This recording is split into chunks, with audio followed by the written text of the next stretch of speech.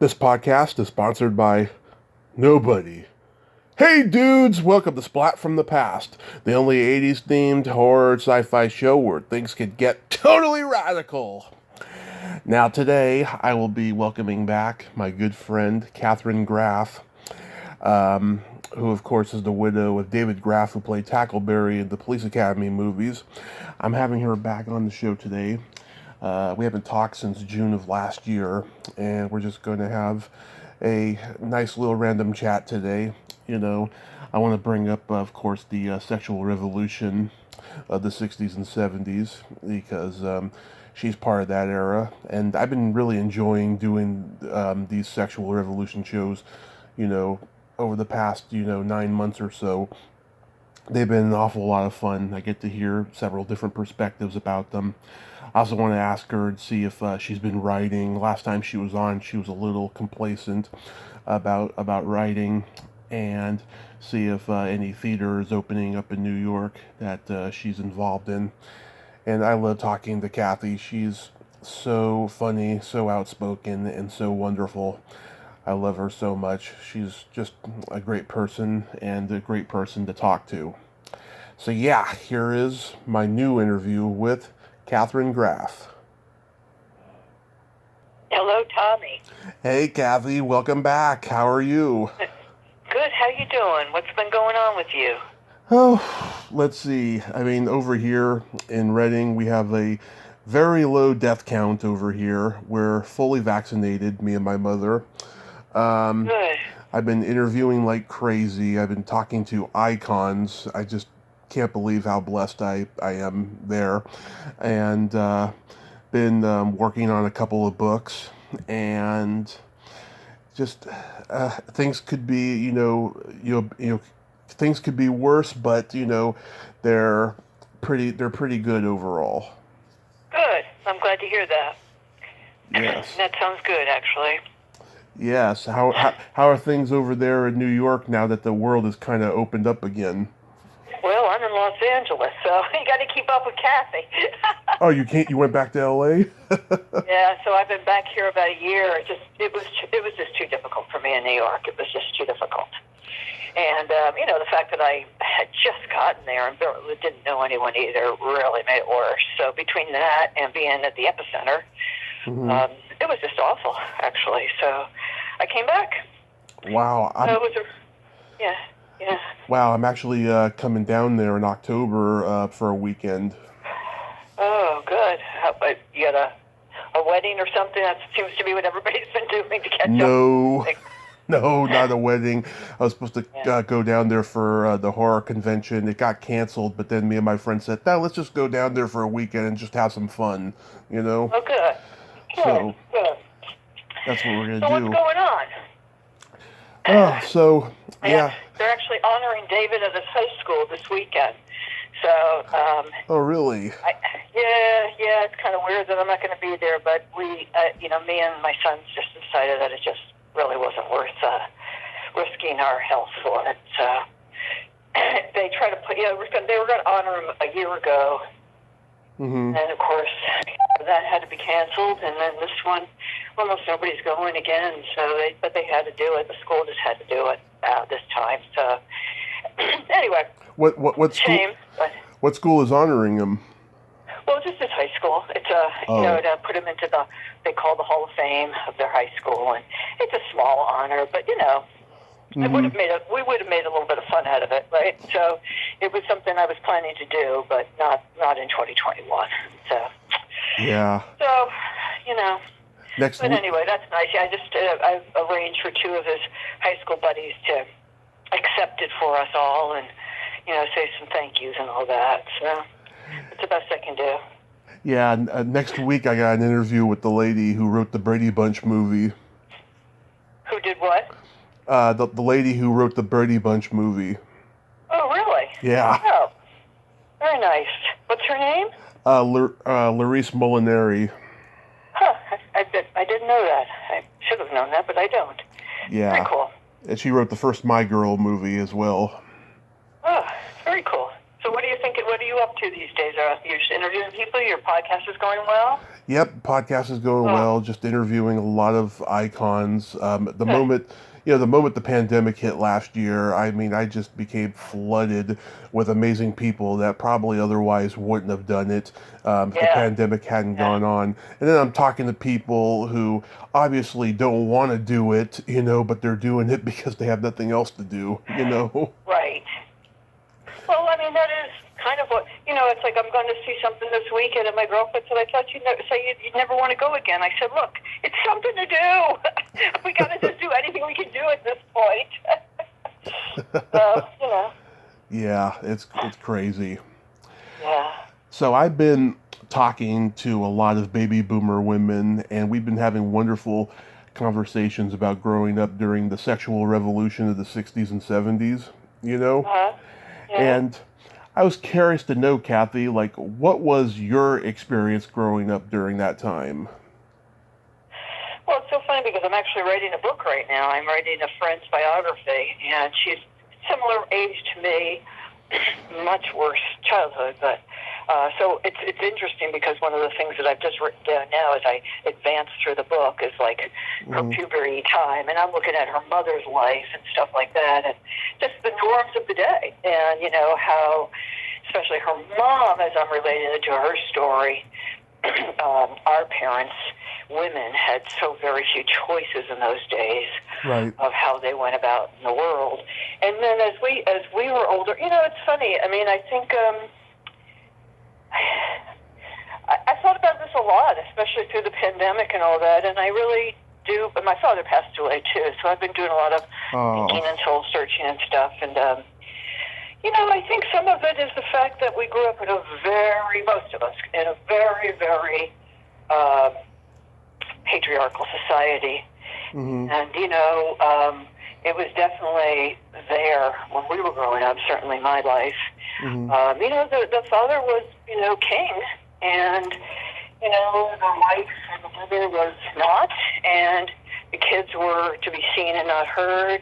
And so, I think the fact that, women's lib and all this stuff, it was going on way back when, of course, early teens and the 20s, of course, but I mean, the push that came with bra burning and all that other stuff, and peace, love, and brotherhood and all that stuff, I think it was a direct hit against the fact that we were just so caught up into these particular roles that didn't fit everybody, and they still don't. And it was the beginning of us trying to expand ourselves and our options in life, both women and men to some degree, but mostly women. I always think about this. This is kind of a silly thing, but I think about it. And I'm sure I could do some research, and I'm sure it'd be corroborated because it makes all the sense in the world. But I think when kitchens started to expand, I know it sounds weird, but when kitchens started to expand to be part of the family room, I think that was probably a direct hit, a direct relation to women going, wait a minute, I'm not making all the food for the party, prepping all the food, cooking all the food, cleaning all the food, and being stuck in a kitchen all day long, which is exactly how my grandmother lived. And I think a lot of women of that day, and even our parents, the women were in the kitchen, and then eventually the houses were changed, and women were part of a social scene and had a voice in that social scene. So I think some of that is very interesting to look at. So you see, I've been thinking a lot about this, actually, Tommy. Sorry. It's okay. It's okay. Yeah. I mean, did your mother insist that you get on the birth control pill? Well, I had a stepmom, and we didn't talk about anything like that. So I wouldn't have. We never talked about things like that at all together. So you had. But that was just never discussed. I left on my own. I moved out at 19, so I didn't have a lot of. I didn't have overlording after that, pretty much. So I was a very independent kid growing up, and it was a very unusual relationship in my family. So I have to say that I was an incredibly independent person throughout my life, basically. So you dated boys on your own and stuff? Of course, yeah. Yeah. Normal. I had a normal childhood, a normal adult and puberty life. I mean, nothing really interesting. I mean, it was 70s, 80s, you know. I mean, a lot of my friends, I hear tell about people getting, you know, hurt and, you know, some of the things that the boys were doing. They were slipping Mickeys back then. I didn't know anything about that. Nobody ever really did anything like that to me. So I don't know if my energy is just a certain kind or what, or managed to avoid it, or was busy working while other people were doing things like that. But I just didn't get involved in anything too bad that way. So, You didn't see anything crazy at college, like orgies and threesomes and all of that? well, I don't know if I really want to talk about that, but Okay. yeah, I mean, I didn't have that very interesting thing. I did go to one of those events once, you know, when I was living on my own and stuff, but it was, you know, it's a bit sordid, and, you know, it was kind of nothing, and it was, you know, anyway, Tommy, I'm to be honest with you, I don't really feel like talking about sexual stuff in myself right now, to be honest. Okay. So, you know, I just don't. I'm in the middle of writing this story, and my head's spinning all the time, and it's a huge job that's very difficult. And, you know, I don't want to put out my sexual stuff to the world on a podcast, frankly. Oh, no, I wasn't going to talk, you know, salaciously or anything like that. You know, it's just it's just about, you know, the attitudes of the times. You know what I mean? Yeah.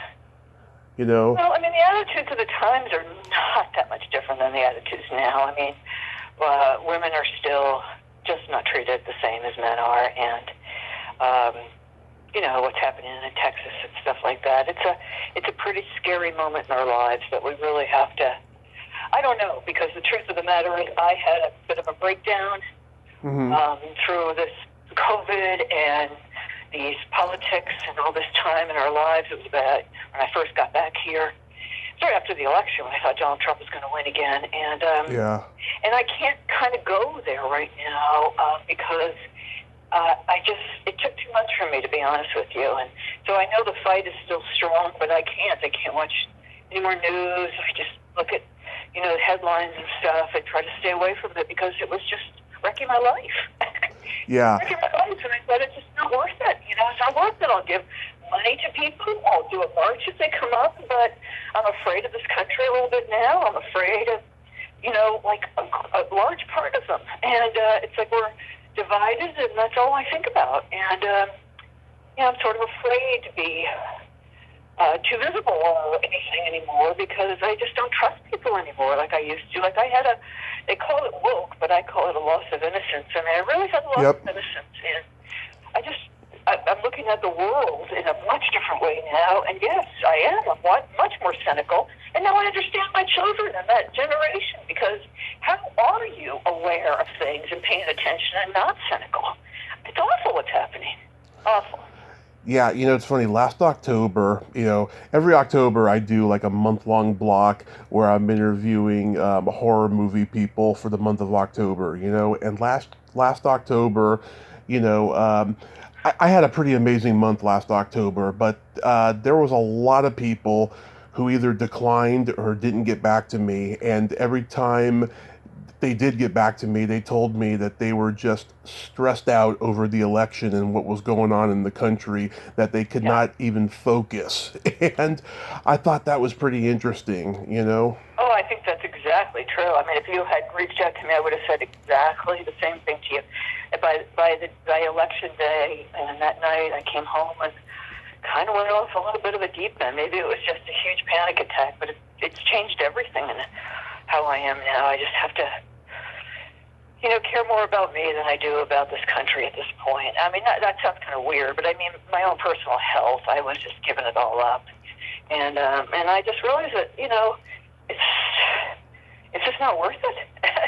It's just not worth it. I mean, my friend and I went to Ukraine once, and she says to me, well, what happens if we become a country like Ukraine? And I said that, and she goes, well, we do whatever, most of this world does. We you know, mark out our own little existence, and we make it as happy as possible, and we just get on with our lives. And we let all these awful human beings do what they want to do to wreck our world, you know? Mm-hmm. And that's pretty much, I think these are end times. I know every generation said it, but they've never had the climate we're having. And they've never had this discord. And when a country like and I'm sorry to have going on this, but when a country like the United States falls, which Right. was not like, even the Roman Empire, it was a beacon of all that was considered promising and hopeful in this world. And when this falls, I just think we're in for some big trouble. We really are. Because the government, this country has really meant something to people. And it was a hope and a promise, and I think it's crumbling. I really think our democracy is falling. It's going to take a little bit of time, but it's happening. That's what my feeling is, and I'm sorry if that sounds really negative. No, it's true. I'm not trying to be negative. I'm trying to be realistic. There's no logic in the world right now. The realism is really messed up. There's two different kinds of truth. This is how it happens. Right. This is how it happens.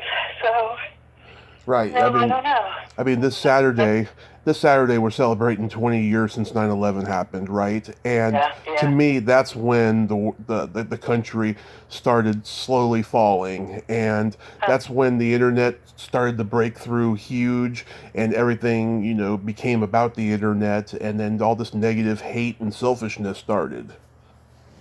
Well, I do think the internet is in some ways there's some good to it. I mean, we're all aware of what the governments are doing now more than we were before. But you're right. I mean, I think it's ultimately going to bring our doom.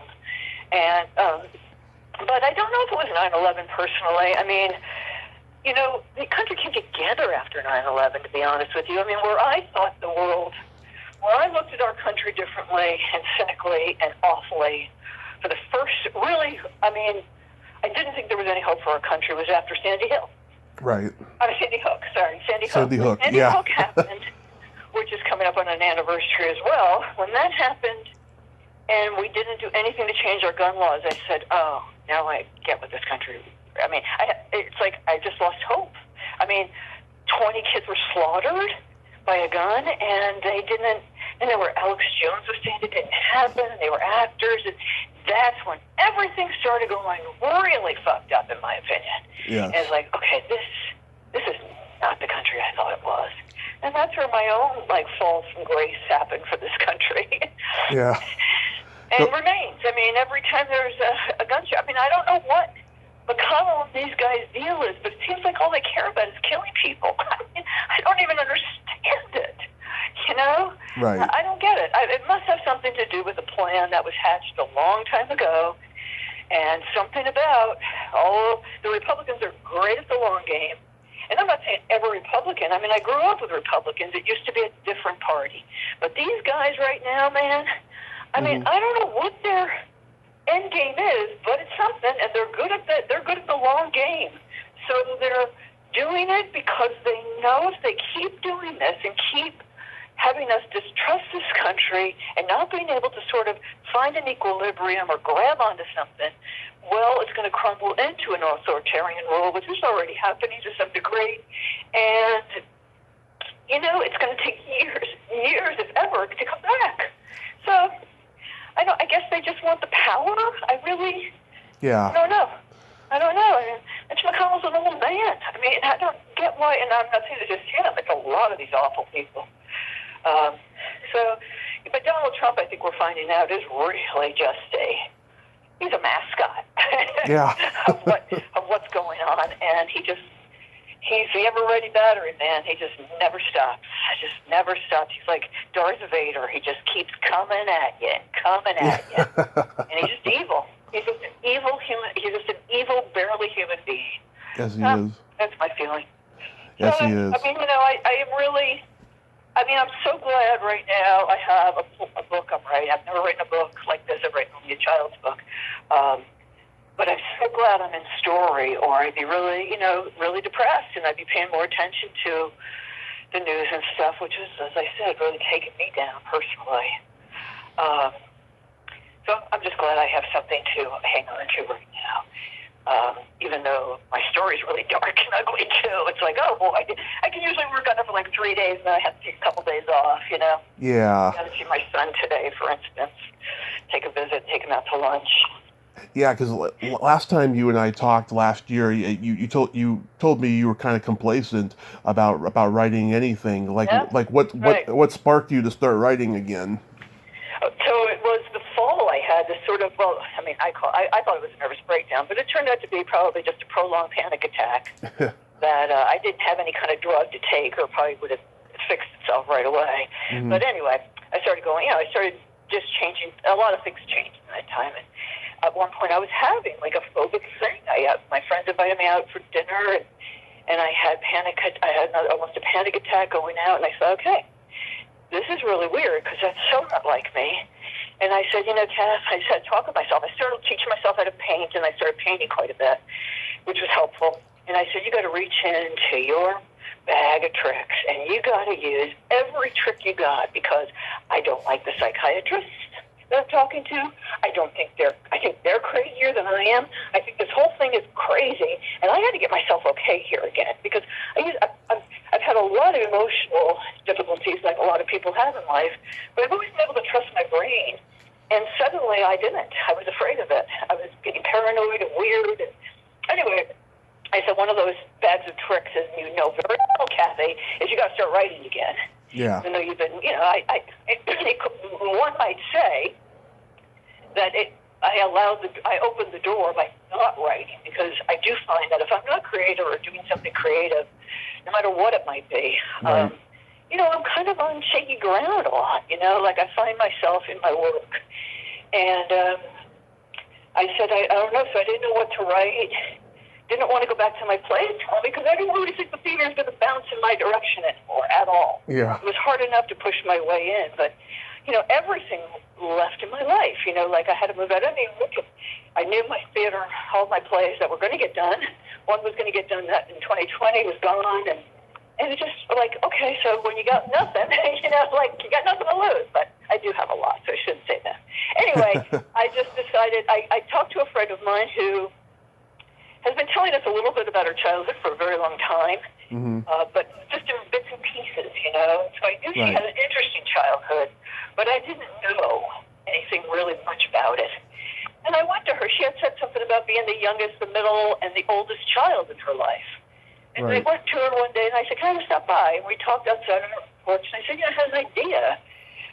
What if I need something to write, and I don't have anything, and I don't want to go too close into my own life right now. I said, so what if I wrote your story? And her eyes just lit up. And so it's really hard to write somebody else's story, especially when she's alive, but everybody else is either dead or really, really messed up on drugs and whatnot. Yeah. So I'm only getting one person's point of view, and I'm trying to figure it out. The veracity has to be there, and it has to be true, but I have to guess a little bit. So I don't know how to do it yet. So I just keep going every day. I just do a little bit, figuring it'll come to me, because it has been coming to me how to do it. And it's interesting. I hope I can pull it off, as they say to her. And if I can't, she has a book to give to her kids that at least has her story in it, Right. And hopefully this will lead to you writing your story. Well, maybe. I mean, the funny thing is that my girlfriend's been telling me this forever. You got to write yours. While I'm writing this, I'm realizing that my story is actually not so bad. So maybe that's what I had to find out. It's like, compared to my childhood with its psychological problems, and I don't mean my psychological problems, but just how I had to deal with my life, I'm able to do a good job of helping her story, because it is about, overlooked girls in a family that's difficult. At the same time, hers was 50,000 times worse than mine, in a way. Mm-hmm. And I just sort of starting to feel a little bit grateful for the first time. So I don't know what's going to happen. I thought about making it be about her, and then also having it be about me at the same time, of me learning about her and coming to terms with my own, loss of my dad and my own life, unanswered questions and stuff. But I don't know. Then I started. The more I delved into her story, I thought, no, you gotta honor just the story right now. So we'll see. I don't know. Writing is a absolute process, and I asked a girlfriend of mine that I used to write with. I said, what would you do if you were me? And she said, Kathy, you got a pretty good gift. She goes, I would just see what it brings you first. Don't ask anybody for help right now. Just see what happens. And that was really helpful to me, because that is sort of how it feels with me. And so I'm just waiting to see at what point do I have nothing else to write and I'm stuck. because so far it hasn't happened. It's just hard. Yeah. I'm sorry to talk so much. Go ahead. No, it's Your okay. turn. No, it's okay. I started writing this book back in end of December. It's a part memoir and part movie guide. It's about my love of cult movies, and in it, I talk about what the movie means to me, where I was when I first saw it. I've been taking a break since May, though, writing it because I did an awful lot of crying, especially the last few Yeah. weeks. I was talking about very personal, very deep stuff that takes me back to things that happened to me when I was a kid and stuff. And Yeah.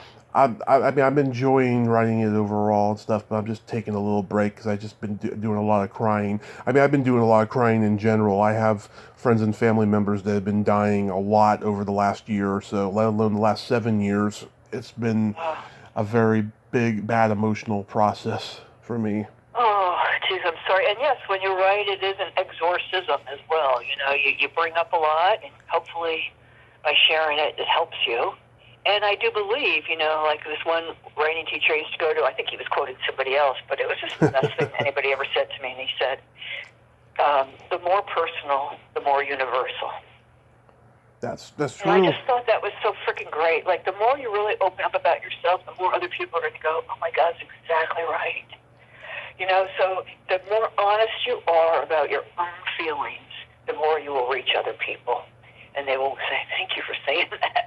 Wow, she got it. That sort of a feeling. Yeah. Oh my God. And then the other book is a trivia book about one of my favorite bands of the '80s, the Bangles. That's been an easy book to write, but the first one, yeah, I'm about probably halfway done to the first one though. But yeah, just taking a break from it because I just don't want to cry as much, But last time you were on too, I mean, you were talking about possibly writing a book about your history of New York and stuff. I think that would be a good book. I mean, if you get through this friend's biography, that would be a good next book. I don't think it's not one of those things like it usually comes to you after. I mean, I don't know, maybe not, but we'll see. I mean, that was the idea in New York, but the truth is, and then I thought, I'll write about my time in New York because that was interesting. And I thought, compared to people getting COVID, I know this one, a friend of a friend is a playwright, and she lost her voice, and all she could do is sing to communicate now. And she said it's almost like the gods of the musical theater have cursed me because she hates musical theater. Now she has to sing to talk. So it's like compared to what other people were going through, I just didn't feel like, my stuff was all that interesting. And anyway, we'll see what happens. I have this one thing that I started writing a long time ago about my childhood, but as a character. And I thought, maybe after this I'll read a lot of what do you call it, young adult stuff. And maybe try something like that, do a character as a young person. And I will say, I mean, I have a friend that writes young adult stuff, so I have a few people, so I could have some good references to ask about that. So we'll see. It doesn't matter. Right now, this project could take me years. I really don't know. So, but I'm a fast worker. I get obsessed. You have to be obsessed. Yeah. you know Sharon Sharth, right? Yeah, sure. She like gave up acting because what was it? She had something wrong with her ears, right? Well, I know she was in a coma for a period of time. Oh yeah, a couple of years ago. God, I was so scared about that. I was just so scared. She's been trying to make time to come back on the podcast since then. But what's the ear thing though? Yeah, back in like the late '80s, she had. I'm trying to remember. She had something wrong with her ears or something like that. So she quit acting, and then she was playwriting for a long time, and now she's been slowly but surely getting back into acting. Yeah, she does both. You're right. Yeah, something along those lines. But yeah, I mean that's very similar to your friend, losing her voice and not singing. Yeah, exactly. Yeah, people have really. I mean, I think that theater is going to be full of Black Lives Matter stuff, which it should be. And a lot of COVID stories, and people are saying to me, "Oh no, people like to get away." I know how the theater works, and it just doesn't work that way. It just doesn't. I mean, it's rare. You never know. I mean, I hope. I might go back to doing some submissions, but the truth is the theater, each one individually, picks stuff that's relevant to the time, and what's relevant, they're going to feel, is the need to express what's been happening in the last few years of this country. And they should. And they should. So, anyway, we'll see what happens. So I thought, so try a book. I love reading. I know books. I read a lot.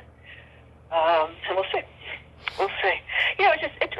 At this point in my life, and it could be age, but mostly I think it's just all that's happened, I'm just grateful to have something to do that I feel proud of and being invested in something that serves me as an artist. Right. And I love writing for that reason, like Sharon and other actors, I don't know how they're coping, because a lot of them, like my friend whose story I'm writing, she's not an actress, she's an artist, a graphic artist, but she doesn't write. That's all there is to it. She doesn't want to write. She's not a writer. And I feel sorry for people that really are out of their creativity completely because there is no acting jobs and all that stuff that people have lost, that I haven't lost the ability to do. Right. Now, again, my condolences about your dad passing and all of that. Yeah. I've been just grieving a lot. I don't think grieving has gotten any easier for me ever since I lost my grandmother 19 years ago, and I lost my stepdad he died on Halloween. We didn't know about it till November 9th, and I just lost my aunt this summer, and one of my really good friends, she died in a golf cart accident while she was under the influence. It's just been a lot for me. Have you found any new ways to get through the grieving process? Well, I'm not really having a grieving process with my dad, strangely enough. I don't understand it all, but maybe I'm relating it to the process I would have had with my husband, which it's just oil and they're just two different things, completely different things, because my father was 86 and sick, and he was dying for years, or at least he was sick with cancer for years. So it's like, I went back there. I was back there for a month altogether, and I sat with him, and I saw him, and, maybe, he was really beloved, but not that he was an angel, because he wasn't, and I have a lot of issues, but we all loved him, and all my brothers showed up, my sister showed up, we're all there, and I think maybe sometimes people suffer. No, I don't want to say this, but it's not definitive, but I just mean watching somebody you love suffer makes it easier to let them go, is all I'm saying, because you don't want them doing that anymore. You just don't. Right. And there's no way out. Like, if anybody's out on the other side talking to them, which, they give you this pamphlet, and they basically tell you he's between two worlds, and you're going to see him talking to other things and other people. So I saw the whole thing happen. And if somebody was helping him pass or cross over, all they'd have to say to him is, Jack, this is it. You're never getting out of the bed any other way than to come with us. And so, in a way, I think me and my brothers and sisters saw that and went, go, because this sucks, you know? And, we wanted him to go. It was awful watching him die. So, anyway. Me and my mother, we went through the same thing with my grandmother. We saw her die. And one thing about it that I think about quite often, the weekend before she died, I went to go see a theater production in my high school, because I had just graduated high school the summer before. And I got offered a job to work at the Performing Arts Center, and I said to her, it was my elementary school PE teacher who was running the theater at that point, and I said to her, my grandmother's going to die any day now. Let me think about it, and I'll get back to you. And then she died on a Monday. I went back to the theater on that Thursday because I knew that if I didn't do something, right away, that I was just going to be fucked. And so I went back. I couldn't find her, and then I got banned from being on campus, which is a whole nother story. But I think to myself often, like, what if I had worked there? I probably would have had a career, in theater, and I wouldn't have went down the path I went down, doing stand-up comedy, getting into the bar scene, drinking, and then having my accident, and then probably I wouldn't have my podcast right now. But I just think, what could have happened if I had had that job. Well, I mean, we could all do that till we're going nuts, but you made a choice, you just took a choice. And, I think it's easy to beat ourselves up with the things we choose, but the truth of the matter is, in my opinion, and I live longer than you, either choice there would have been pros and cons. Either choice. So had you done that, first of all, believe me, actors in the theater drink a lot. Yeah. So you wouldn't have avoided that, I promise you that. Yeah. And, it would have led you down one path, and you would have said, gee, I wonder what would have happened if I followed the other path. I mean, I think that's just life. That's the dichotomy. That's the mystery of this whole thing. Is like, why, like the unbearable lightness of being in that book, he says, what good is knowing you made a mistake when you can't correct it? What's Exactly. the point? Exactly. We learn these mistakes, and we learn our shit. But the chances are, the next time I used to think that when I was dating men, it's like, you meet a guy, you go, oh, now I get it. Now I get what men are like. And then you meet another guy with a completely different set of rules and set of circumstances. It's like, oh, no, he doesn't like that. He likes that. Right. Like, we're all different. Every situation is different. No matter which way we choose, there's going to be problems and issues. And we're always going to go, I wonder what would happen if I went the other way. I think that's just the human condition, Tommy. So I wouldn't beat yourself up too bad about it. The important thing is to take a chance. And you did. You took one chance. You took a certain chance, Right. Stand-up, by the way, is literally the most frightening thing I could think of. Yeah. Not literally, but, I mean, it's awful. My son does it, and I don't know how he does it. I mean, it's just, to me, it would be terrifying to do stand-up. Yeah. So I think that's brave.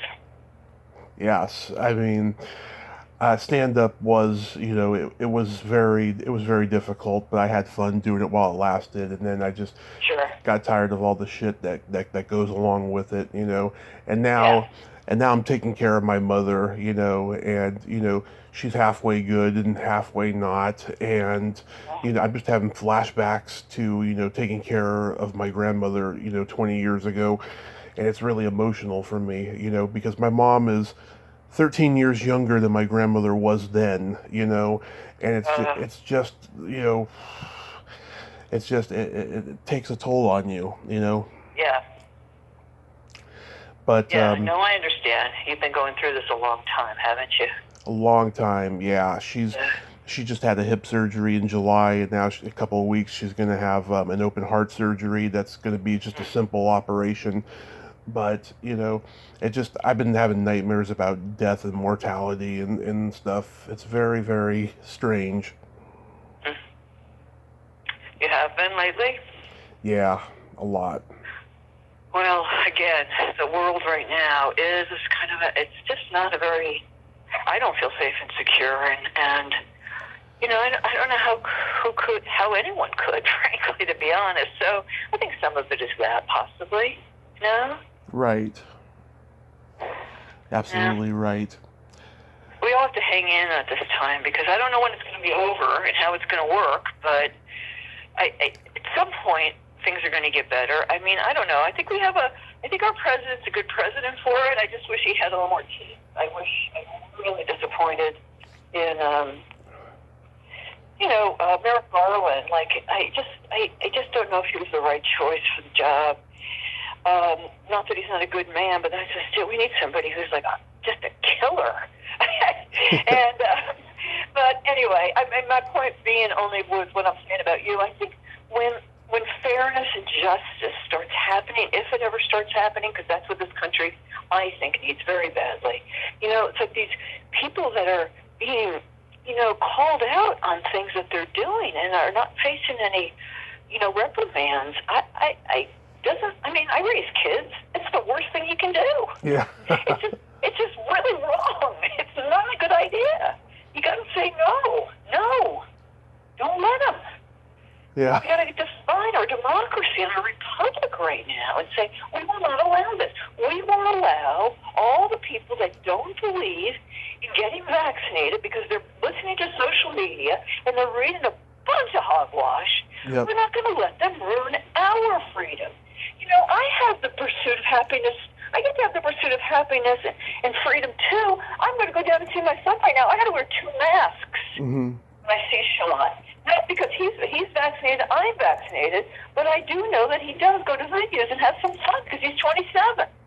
Right. You know, and God, you know, it's totally allowed, but I can't take a chance, man. I just can't. Yeah. So, I mean, I'm pissed about that. You know, what about our freedoms? What about the people that are, you know, trying to do a good job here with this freaking COVID thing? I mean, God. So, right. Anyway, we just need people to get a little bit more muscle. There was some statistics recently. The amount of female births the last few years has gone considerably down because the economy has been so bad and all this shit that's happened during COVID. However, I feel sorry for any woman who has a kid during COVID because the future is not going to be too bright for them. Well, I know. I mean, you know, my oldest son was married, and you know, they're thinking of children. I think they'll have them, but they do think about it all the time. They're always looking at the other side of that coin. Is it really a nice idea to bring a kid into a world that probably in their lifetime will have shortage of water, and they will possibly have to hit the road as refugees, depending on where they're refugees? Because, I mean, Northern California is going to go on an exodus like we have never seen before, probably in the next 5 years unless things change. How can, even like I think about how does Napa Valley stay? I mean, these people have businesses. They grow wine. They're always in danger of burning up or burning up. You know, right. They can't. There was a documentary years ago about that female serial killer, Eileen Wuornos, and in it, when she's going off on her little tangent at the end, she said something that was so damn right, very scarily enough. She said the world was going to end in 2019, and in a weird way, it kind of has. That's interesting. Yeah. Well, it is definitely a different world than the one I grew up in. I mean, definitely. And I feel sorry for our kids that they never had innocence. Well, they did when they were growing up. I mean, how much work I did and how much we, you know, enriched our children, our sons, to have a great life and be great people. And now they're limited in what they're even allowed to do, you know? I mean, and it's looking like, you know, my son wanted to be in politics for a while, and I said to him last time, he's still thinking about eventually running for something. And he goes, not anymore, man. And I said, yeah. He goes, everybody's so damn miserable in that business, in that world. And I thought, you know, and I looked at it. I was actually thinking of running for Congress a long time ago. And thank God, I mean, I looked at Al Franken and went, God, he used to be so happy. And he's such a miserable guy in that Senate. And it's like, why? Why? So I care about this country, but nothing changes. I'm not feeling enough change. Yeah. I don't even know. Maybe they're right. Maybe the democracy, the democratic system. I mean, that's what they're trying to do. They're trying to stop it from working so that we can say, you see, democracy doesn't really actually work because having two different opinions, you know, without a third or without something else in between, and having every 4 years you can have a new president. Like, why would the world trust Joe Biden right now? He could be gone in 3 years. Yeah. So, I don't know. I think we have to come up with an idea here. I don't know what it is. But I'm not, it's for bigger brains than mine and ones that want to go there because I'm tired of it. I mean, I followed religiously. I knew everything about this thing. I read the whole Mueller report. Mm-hmm. You know? Yeah. I just got too invested in it. I got obsessed with the wrong thing, I guess. I'm better off with fiction or, you know, stories. I don't want to live in this world completely and totally. Yeah. I mean, I have friends who have gotten COVID, but they haven't died from it, thank God. Yeah, Yeah, no, me too, and ones that are breakthrough, people that have gotten it, were vaccinated and everything, and they suffered, and they were young. So, I mean, they're okay, they're not going to die, but they said it was really, really awful. Yeah, it's crazy. Anyway. Well, Kathy, I have some jokes for you. All right. What do you call a boy that doesn't masturbate? I don't know. A liar. There you go. Did you hear about the guy who died of a Viagra overdose? No. They couldn't close his casket. That's funny. What do you call? What was the Irish Holocaust? What? Prohibition. Yeah. That's funny. That's good. Yes. Kathy, thank you so much for coming on again. Yeah, and I wish you the best, Tommy, and good luck sorting out your whole thing too. I'm not sorry I went off on a tangent, but what are you gonna do? No, I love your tangents because everything you say is just absolutely right about how fucked up this country is, and it's valid. So I'm glad you came back on again, and we could talk about that. And just so you know, I wasn't trying to make you uncomfortable with the sex stuff in the beginning. I was just No, I know that. I just didn't feel like doing it right now. Generalizing. Yeah, that's okay. Thanks. All right, Tommy. We'll talk soon then, okay? Good luck to you. All right, and please stay safe. Thank you. I will. Okay, bye-bye. Bye-bye. Well, there you have it. Kathryn Graf. Ain't she a sweetheart? What a great lady, huh? Very passionate about her politics. I just love her. Well, until next time, this is Tommy Throwback Kovac saying there's no shame in living in the past because the present sucks. Later, dudes.